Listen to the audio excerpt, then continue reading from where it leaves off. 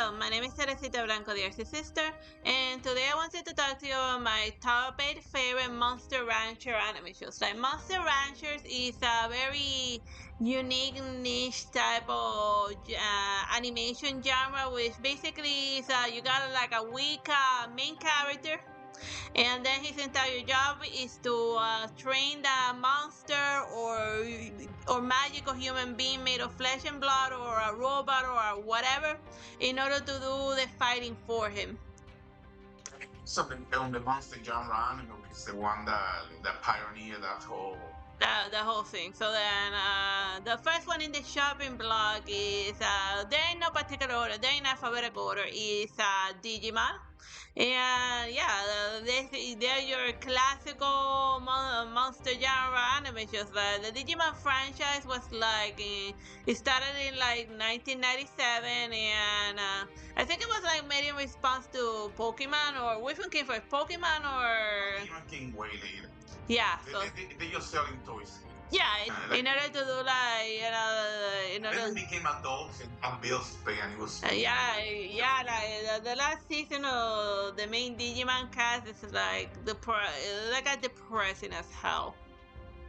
But then again, it was following the modern trends of like your happy-go-lucky childhood idols. They grew out to be sad, depressed adults. That's sad, depressed adults. Where they be like, oh, I remember when I was a child and I felt like Kyrie taking antidepressants in that. Yeah, here's Kyrie back there. Here, the one that had the kitty car that turns into an angel. Whoop. Turns into an angel woman that turns into a lion, that turns into a bigger lion, Oh yeah, into a dragon, and also into like a weird bad thing with like hands that shoot lasers out of his eyes. Yeah. Oh yeah. Yeah. In a different video, we show the entire evolution of like of Angel Woman. So I guess now let's show the entire evolution of some other idiot in this video. Or Angel Woman again, since we already had the video stuck. Bro, Angel Woman. Well, Majoros man goes through a gender change, a mid-evolution. Because he can also turn into Debbie Woman, into half Debbie, half Angel Woman, and also into Debbie Devilman. So yeah, Majoros man can turn into can evolve into a woman. If it feels like it. But then again, evolution but then again, they're digital monsters, and you know when a virus is like malfunctioning, you never know what it's gonna turn into. Like Plasterworm started as a spyware that transmuted into one of the worst viruses of the early 2000s. Once it latched on to some other virus, because like the hackers, they create their viruses and then they send them out into the world, and we're still dealing with it even in this day and age. Now you can still get Plasterworm, believe it or not. Those are the real digital monsters of this day and age. That and Tamagotchis. Oh yeah. Like it's also a showcase of technology, because you see that it starts with the D is begin with beeper, with little Tamagotchis, and then they get beepers, and then they get like cell phones. No, they get Blackberries in one. Yeah. And then they get flip phones, Nokia flip phones, and then your traditional cell phone. But yeah, it's fun to see the evolution of like cell phone stuff with Digimon. Alright, now we're gonna talk about Fate Stay Night.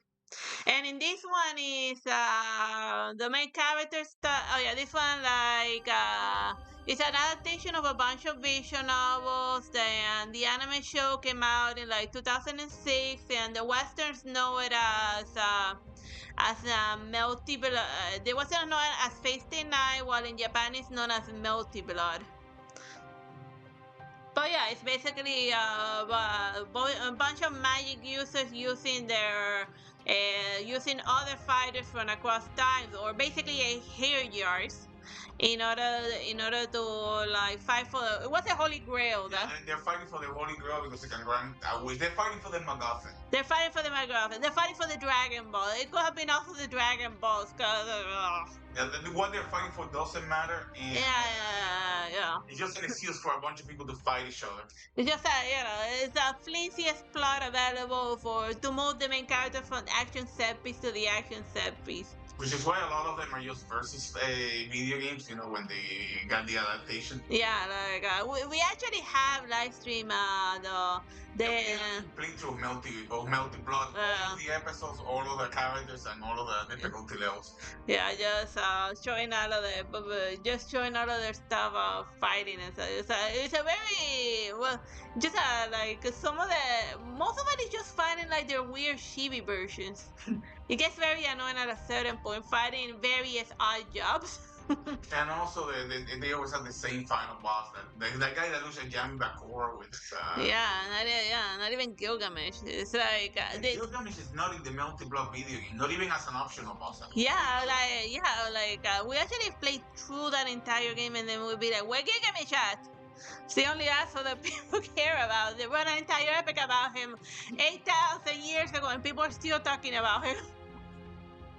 That's a testament to a good play that the people are still Gilgamesh this. Praise Gilgamesh in Futurama 3,000 years later. Gilgamesh. Whatever. We have a comic book about Gilgamesh with like 20 volumes. Yeah, we're gonna get around to finishing them. I'm gonna get around to drawing something that resembles an ending, so I can put a cap on that. That's my goal this year, to finish everything. To finish at least all of my animated things. First I'm gonna finish the Chibra, then I'm gonna finish with Gilgamesh, and then we'll finish drawing that Scary Cat volume that is on ice. Well, whatever. That has nothing to do with Fate Stay Night, but yeah, the main character. He's not only is he the main trainer character, but his future self is also an antagonist. This guy Archer. Are we spoiling the ending? No. This thing has alternate universe. Chicks that become giant because of crystals and like. If you're following Fate Stay Night for the plot, you're not doing it wrong. Yeah, it's like following One Piece for the plot. It's not no. A better example is following not Fairy Tail. That too is but more specifically Dragon Ball Z. Oh yeah. But yeah.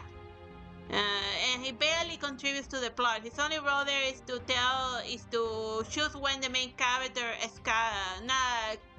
Queen Arthur, because it's not King, and like over here they forgot they show her with like the Excalibur visible, but like they don't. Lady's invisible. That banner is a lie. Her Excalibur is an invisible blade. You don't see it.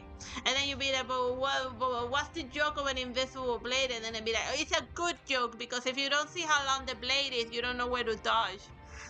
I mean, you can estimate where the blow's gonna come from, but whatever. It's a fun cookie spell in Dark Souls that you never get a chance to use, because by the time you finish making your blade invisible, the invader killed you. There's no spells in Dark Souls in a nutshell. That's worthless. To be honest. Yeah.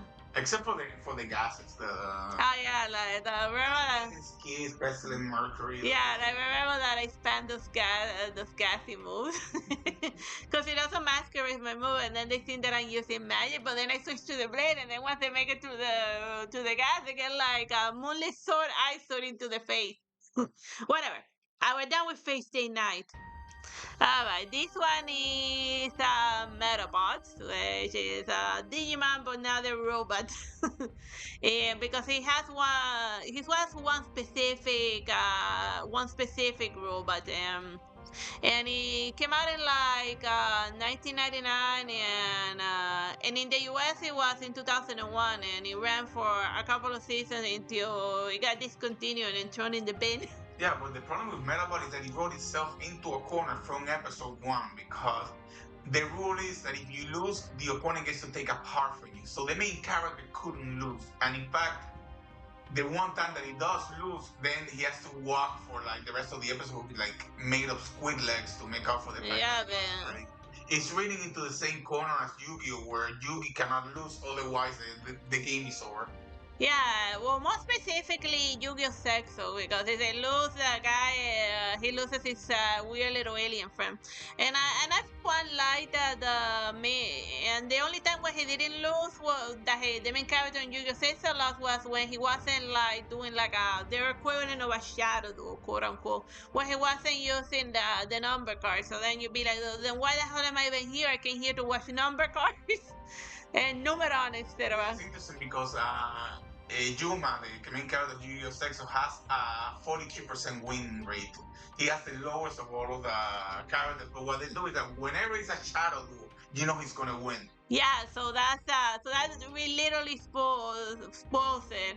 So when the stakes are high, he wins, but when he's just playing for fun, he loses. And you always know whether it's gonna win or lose based on the. Yeah, it always spoils it. The point is that losing in Yu-Gi-Oh shouldn't. Why are we talking about Yu-Gi-Oh when we're watching Metabots? Well, that's also forgettable that show was, even though the fights were fun. Yeah, but you see that they wrote themselves into a corner by adding that rule at the very beginning. The main character couldn't have an arc where he was weak, lost, and then got stronger because by the time he gets stronger, the robot would look completely different. Yeah. Since he loses a piece whenever he loses. So if he loses 5 times in a row, that's it. Game over, man. Game over. But it would have been fun if they would allow them to. I mean, that's why Joey is a more compelling main character So than. go back to Yu-Gi-Oh again. Well, we'll put a pin on that and let's go to the next anime show. We'll eventually get to Yu-Gi-Oh, but Yu-Gi-Oh's like in the Y, so we're gonna, and we're now in the M. All right. Now, Mega Man NT Warrior. The only successful animated Mega Man the only successful Mega Man anime adaptation, cause like they tried to do Mega Man X and they did it terrible. It's also a rogues gallery of all of the Mega Man series because you're gonna see things over there from the original Mega Man, from Mega Man X, Mega Man Zero. Zero's also there, and Proto Man. Yeah, so it's a lot of things make cameos there, but his Mega Man it exists only like in the digital world, so he's kind of like a bit like a Digimon, except that he never leaves the computer realm. Except when he does, because they keep finding excuses to have him show up as holograms or something or other. And it ran from 2001 to 2016. In 2006. Like it had like that's a very good run and stuff, and even and of course obviously it has its own game tied to it. Like how many NT Warriors came out? Like 4 or 5? 1 to 3. I don't know. Yeah. Like we played the first trilogy, so I don't know if they brought out more Mega Man NT Warrior games out of that one. But it played like weird, cause like you moved along grids and then you like shot fire and then you like shot with your booster gun. So it's like. And then you could also use cards in order to like change the nature of the attack. So then it was a weird, but it was active battle. So it played like Royal Arms, the software game we don't. Oh yeah, it was Enchanted Arms. Enchanted. That's the From Software game that From Software wants you to forget about. Piece of fate. They're gonna bring out a. Watching this and Google Rachel. Yeah, they're gonna bring out a new piece of fate like in a couple of like tomorrow. Like they're gonna. But from what I've been seeing in the gameplay, it's basically Elden Fortnite, and I don't know why so many people like Fortnite. Oh my god, I hate that game. We played it once, defeated everyone over there because the RCC is actually really good at shooting. Yeah, because I play Resident Evil games where if you miss the headshot, then zombie eats your face. So you get very good at headshot. By the way, everyone who plays Fortnite, yeah, we are. Suck. Like move. You're like fishing in a barrel. The don't say that. Don't say that you suck. That's very mean. But all you do is curse and bitch, and the RCC can shoot you from a mile away. Yeah, whatever. Like we stopped playing Fortnite because people wouldn't stop cursing. Every time we shot you in the head. I don't know. It's just a very toxic game environment of like 5-year-olds being mean to each other. And if I wanted to go deal with that, I would go back to public school. I would become a teacher in public school. So I have a bunch of toddlers yelling at me. The RCC do I tried it. I gave it a legit hard try, but after playing it for 2 hours, I just couldn't do it anymore, man. I was bored to tears. And people just stand there looking like idiots while we shoot you in the head. Dodge roll. It has a dodge roll button. No, or my other favorite, they build these huge towers and all you have to do is destroy one. And they basically just kill themselves by building those towers. Yeah, and then I don't even know how the build mechanic works. Yeah. Yeah, it's a weird time. We're talking about Mega Man Anti-War. I mean, that could be another fun one. Just talking about not getting with it because we utterly hate. Like you gotta put a gun for head to make us play it. Yeah, I mean we don't like to usually be haters about stuff, but yeah, we just have to. Mega Man Anti-Warrior was good. Mega Man Anti-Warriors was good. I would love to see From Software remake Enchanted Arms, but give it the secular treatment. Like go full serious about it. Yeah. And have like a 4D, 100% rendered piece of face mount. Yeah, that kills you. Giving like a ridiculous lore, like stupid lore, like yeah. Do a remake of Enchanted Arms, but actually do it good. No. But actually try 1%. Call R.R. Martin and have him write the lore for Enchanted Arms. It's gonna be. I hate you, and then you'll be like, I hate you guys, but this is the only way I can sell books this day, cause ain't nobody reading anything if it's not tied to a video game or if it's not the book of a politician or a lunatic that killed someone and chopped them up into millions of pieces. That would be fun. This is how. What? No, R.R. Martin writing the lore for a remake of Enchanted Arms. Yeah, just to watch it slowly die. He said, "Why am I writing a lore about a piece of face? I'm hungry." Whatever. The next one is the game series that you're all familiar with, Pokemon. Pocket Monster. So instead of working with one idiot, he has like a rotating roster of Pokémon Monster. But except for Pikachu, the Pikachu's sometimes like very weak and sometimes like very strong. And I think the times that you see him lose against like Chikorritas or something, it's probably because Ash hasn't healed Pikachu in like 8 episodes. So obviously he doesn't like to go on the Pokeball, so I don't think he can even think to a Pokemon Center, and I don't think he potions. Yeah, like I never seen Ash do. I mean, I seen Brock giving people potions, but I never seen Ash give a single potion to his Pokemon. Or I don't know, maybe in the new seasons he's yeah. And also you gotta count between episodes and episodes the time that it takes for between Pokemon Center to Pokemon Center. Since you always choose out the Pikachu and the Pikachu gets damaged, that's the real explanation as to why he drops dead sometimes against very weak opponents. Cause like when you have only 1 HP left, it only takes 1 hit and then you're off, and then the Chikorita goes up 80 levels.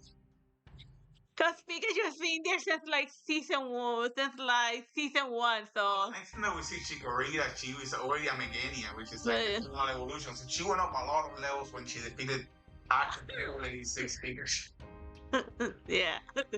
Well, that's its canonical level, at least in the video games. Whenever you run into 86, and a level 86 Pikachu. that also like has a lot of IV training because it's defeated everything. Yeah. Oh, yeah, and it's also funny how they do how it goes, the evolution of Pikachu, how, not Raichu, that he goes from like the fat Pikachu for like the first season, and then he slims down the more he fights, cause like, he was living a very comfortable life in like the professor's office. And that is canonically why. They explain in the later season that the reason why the Pikachu looked like that was because he was just fat. Yeah. Yeah. He was eating a lot, enough fighting or anything, you know, so it's launching about. Going about his life, and then this like, and then Ash Ketchum came along, and like, man, and now you gotta go fight Mewtwo and a bunch of other OP because he has the bad luck, good luck or bad luck, depending on dying practically in every Pokemon movie. Like tell me how many Pokemon movies that Ash Ketchum. I mean, he got killed by Mewtwo, but then he got revived by magic tears. Then he also got killed by while riding Lugia. Not by Lugia, while riding Lugia, because he froze to death. And I think Entei also burned him to death. Yeah, Entei also, well, the missing nose pretending to be Entei. I think Mark Shadow also killed him. And then he got revived by Ho-Ho. And who else killed him? Shadow Celebi. Shadow Celebi killed that Scash. Oh, and Gengar. Oh, and Gengar. In the anime show, TV show, Gengar he drops a chandelier a la Phantom of the Opera style on Ash and murders it. Because then he shows up as a ghost, so obviously he gave out the ghost. He died in a kid. The main character died in a kid's TV show. Yeah. In an episode. But yeah. Pokemon, the main character drops it's a kids TV show where the main character dies in all of the movies and once in the TV show. Like canonically dies. Forget what we were talking about. Well, Monster Ranchers. Main characters the main character that's another trope of the monster genre. I mean, of the Monster Rancher genre. They usually appear to be useless, but then they have some sort of hidden ability that helps. Like, for example, Ash's power is that he can generate aura, which is why he can train Pokemon like Lucario better than someone else, and it's easier for his Pokemon to Mega Evolve without the Mega Stone. Yeah, he doesn't need to get a Mega Stone because of the power of aura. But the drawback of him using aura is that he feels the physical pain of the Pokemon when they battle. But he already was suffered through that in that episode when he got the Ace Gym Bash. They would electroshock him whenever that his Pikachu get hurt. And just be like, dude, if you're gonna be doing that, Jesse and Jane, just like leave the pain button so you can get the Pikachu for Ash's burning course. Yeah, I mean, if you're gonna be super weird about it, just flat. Whatever. And so the reason he retired Ash, but I think he'll probably be back because nobody's watching the show. Well, what they ended up doing was they got an Ash adjacent with a Pikachu, but this one has a hat. So it's Ash's son? No, he's just somebody that owns an overpowered Pikachu, but it's not Ash. Maybe they could do somebody else. Somebody you could do a clone of that chick from Pokemon the first movie, and then just give her a Mewtwo, and then just have it. Yeah, you're gonna give the main character an OP character. Just why stop there? Just give that chick the most powerful Pokemon, and just watch her, and then just watch Mewtwo completely overlord all of the Pokemon. A Mega Mewtwo X. Let's Yeah. If your main character is gonna have an OP Pokemon, then what's the stakes? At least, whatever. The point is, Pikachu wasn't always OP, but then again, him being weak only lasted a couple of episodes. But at least even Pikachu has lost battles, especially in the early seasons, you know? Yes, he always always know that he's gonna beat up Team Rocket, but he sometimes may lose against others, and it took him 80 seasons to finally become Pokemon champion. Well, the main contribution that Netflix did to Pokemon was that they gave Team Rocket all the Pokemon besides the usual roster that they have. Yeah, like the roster, and even they had a Dragonite. Yeah, and even a Mimikyu. Yeah. That good strong ghost Pokemon. But yeah, that's Pokemon in a nutshell. The next one is Rose and Maiden.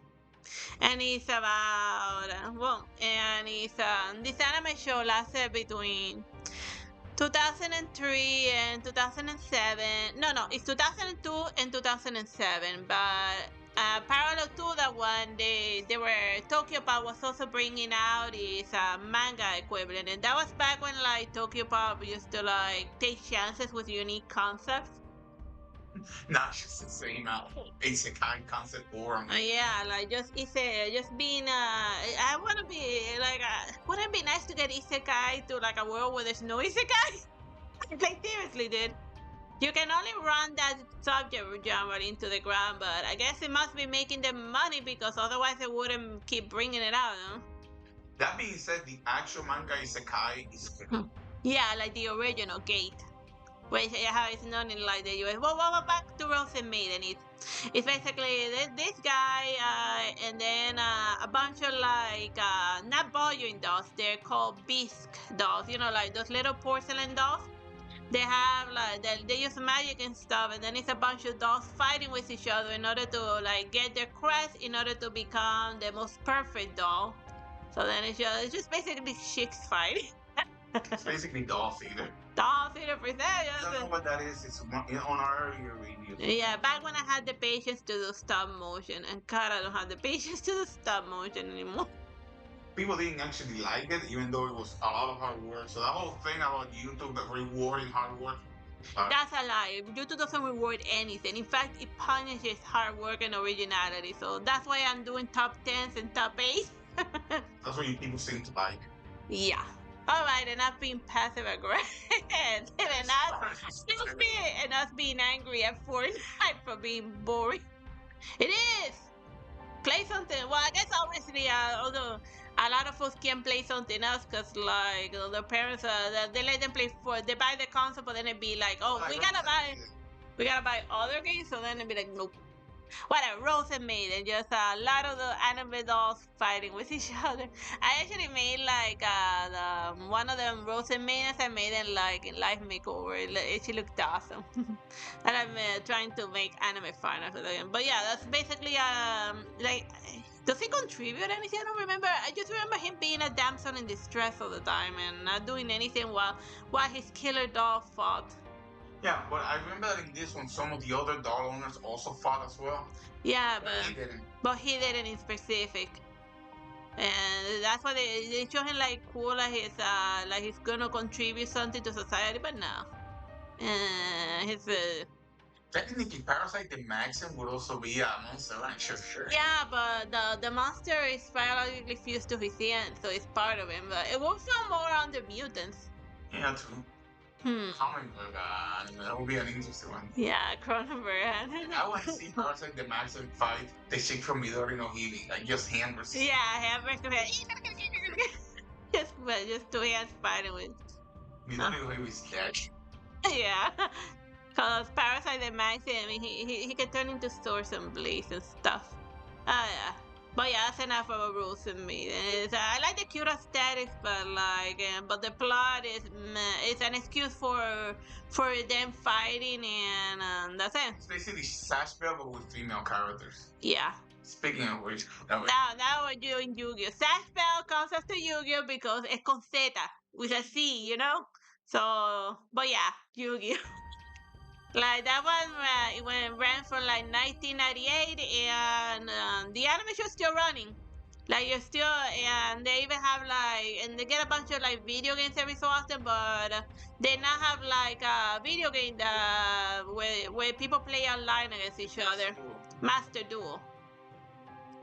And yeah, like, but the anime shows of YuGiOh has gotten like ridiculously far away from its origin. Like, I haven't, like, they went more towards the futurism and less, and like the magic went out the window. I don't remember the last time that YuGiOh was even remotely magical. Well, it's gone way into futurism. I mean, right now you have the Link Monster cards, which is basically just websites. Yeah. And like computer terms, like secretary, they call talk. They feel more like Digimon at this point, cause you know the. And then you have the AI cards because, of course, artificial intelligence, and even the Yami Yugi persona for the main character is an artificial, it's a rampant artificial intelligence, and now you have, and then you have these other guys who be like computers are the absolute worst, and guess where we fall in that debate.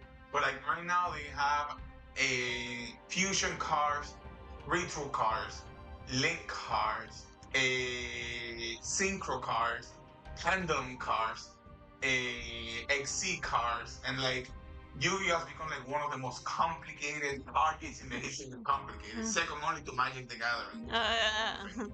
Yeah, so then, like, it's funny you compare how YuGiOh was in like the first season where we put a card, and then I put a stronger card, and then he puts a stronger card, and then he like, And then you like compare the first Seto Kaiba duo to like watch it side by side with a modern day Yu-Gi-Oh duo, and then just see how much the game had the whiplash of how much the game gotten complicated. The 26 minutes that it takes what you call it, Playmaker to summon Firewall Dragon is terrifying.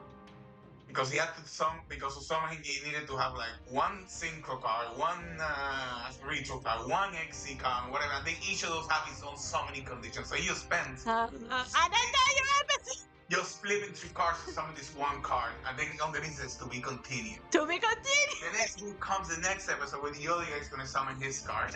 Why didn't he? Bowman was the one that. Yeah, but why didn't he interrupt that chain of Maiden, which is a legit strategy that they can do. If Bowman had Ash Blossom and Joyous Spring in his hand, that would have been the end of it. Yeah, that's another thing.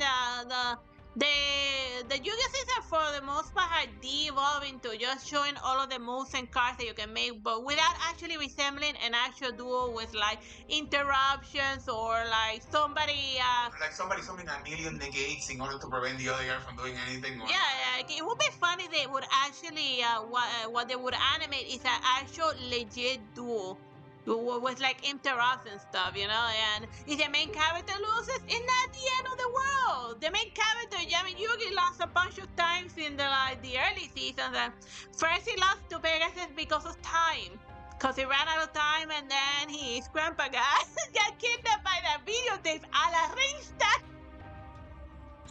Yeah.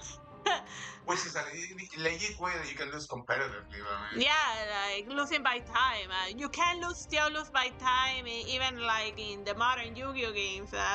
Just start talking to your opponent while he has. Actually, if you talk to your opponent while he's making a move, you are instantly disqualified. Oh, they prevent that.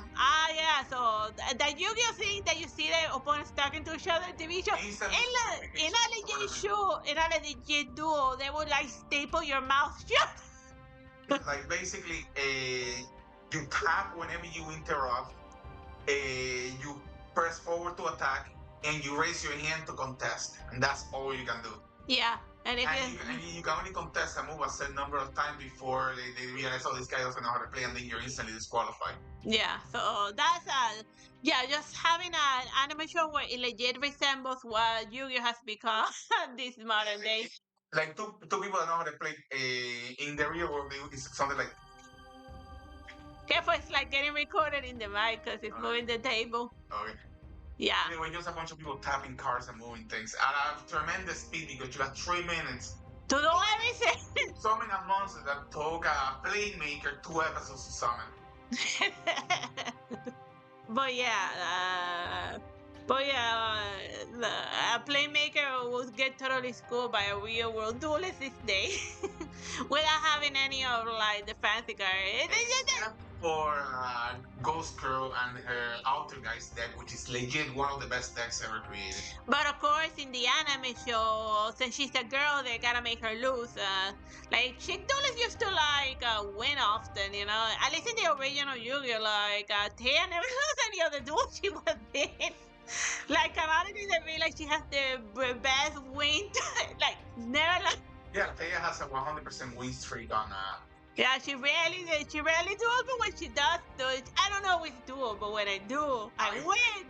Drink the Sekis. Not hashtag, not sponsor, but yeah. If those Sekis want to sponsor us, I have no issue. That would be awesome, man. Whatever.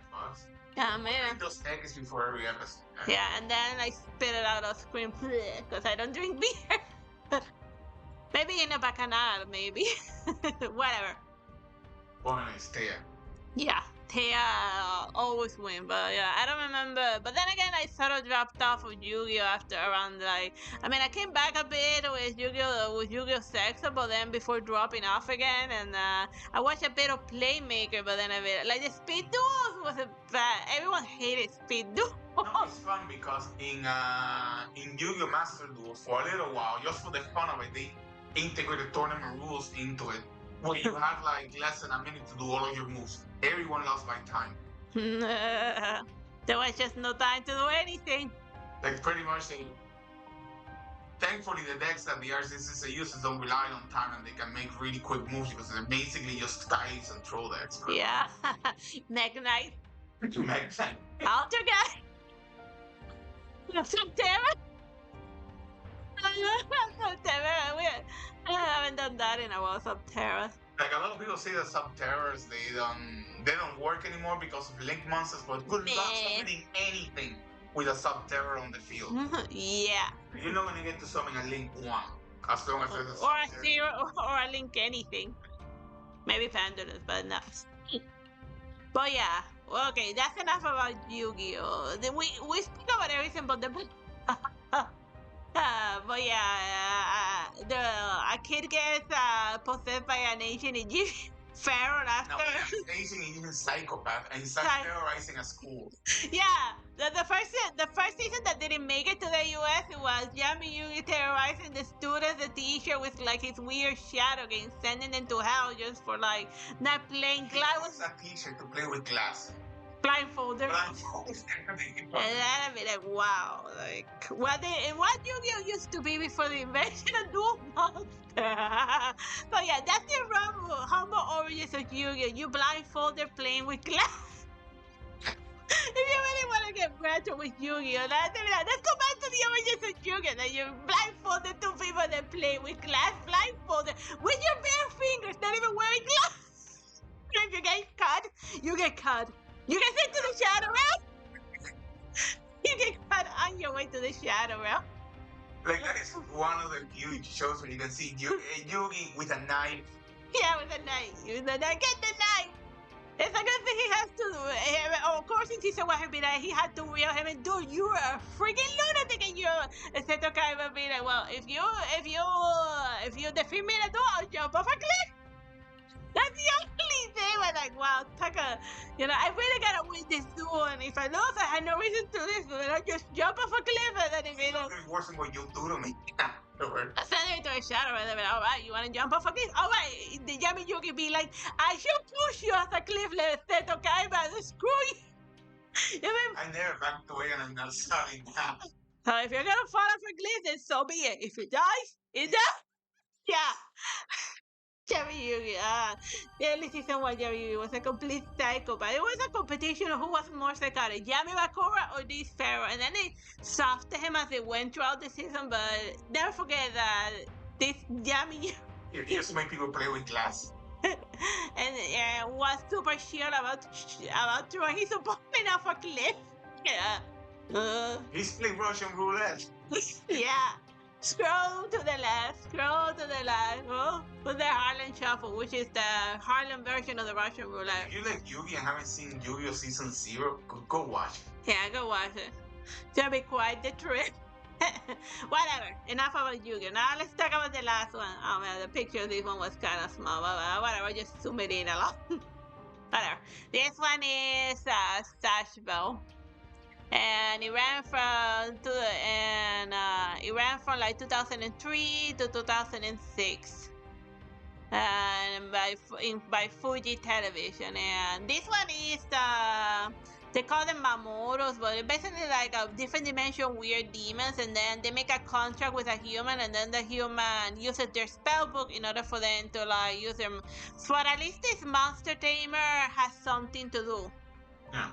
He memorizes spells and he's the mana pool for them. Yeah. As well. So and he also learns new spells for him to use in battle, and they put those lines on his face to make him look more like a doll, but no other Maworo has that, and call him Maworo like the... Nah, not the cigarette, I was thinking of... I wasn't thinking of the cigarette, I was thinking of like the Final Fantasy bad breath Maworo. But yeah, and at least the main character does something in battle, like, he activates the moon, so they're quite like Pokemon, except that you only get one. And also, they become unconscious when they use the spells, so they also have to do the aiming for them. Yeah, so yeah. And they do level up and become stronger, kind of. I remember one of the things that he gets like a shadow version of himself or something. But no, the shadow version is a trope. Everyone has one. And Link made it popular. Link from the Legend of Zelda, Link 2. where he fights his shadow version, and even Yami Yugi is Yami means shadow. It's a shadow version of Yugi until he becomes his own individual. People forget that the Yami Yugi was a pharaoh from Egypt. It does not slaves. Yeah, like if you think he's psychotic, no, that's just how he normally. Back then, because remember the Prince of Egypt? That's I in the morning and the evening star. That's the way that Yami Yugi thought back then, because they will raise the pharaoh to believe that you are a living god. You are so freaking awesome. But yeah, like yeah, Yami Yugi had slaves. Yeah, he totally had slaves. Yeah. Yeah, I'm a Yami Bakura apologetics. He just did the pharaoh. The explanation as to why he went after Yami Bakura was that they were evil. Yeah, or they were Jews. Oh yeah, there's also that. Yeah. Like there's a weird slave taking killing a bunch of like I don't want to go into that. Yeah. Yami Yugi, the ancient Egyptians were like the absolute worst. But then again, if you read history, everyone was the absolute worst in ancient times because everyone had slaves back then. Even the people that used to be slaves, and it's in the Bible. Whatever, enough of the Bible. Sash Bell.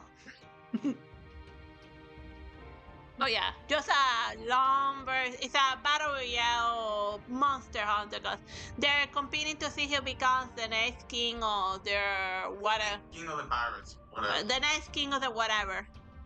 They're competing for a crown, like. He's a kind king because, of course, he is. He's a king of the pirates. Yeah, that's gonna be a good king. Say, yeah, right. And now let me make it to the throne in a pile of corpses. yeah. You're gonna be a nice king after like after slaughtering all of your competitors on your way to the crown. That's like Michaela from the Elden Ring. I'm gonna be a kind king, and then my older brother's gonna like chop everyone's head off by force. Gonna be a kind king by force. I would take death from this world by force. You don't become a kind king without using power. Step on. Oh yeah, it's basically the hypocrisy of it all. How can you claim to want to become a kind king when you power for corpses? But yeah. Whatever, like you win either by obliterating the little Mawoto or by destroying their spellbook, and then they get isekai back to their world. Either way, they die. Yeah. Wait, did they die in the manga? They get sent to the. They just get sent to bench and whatever.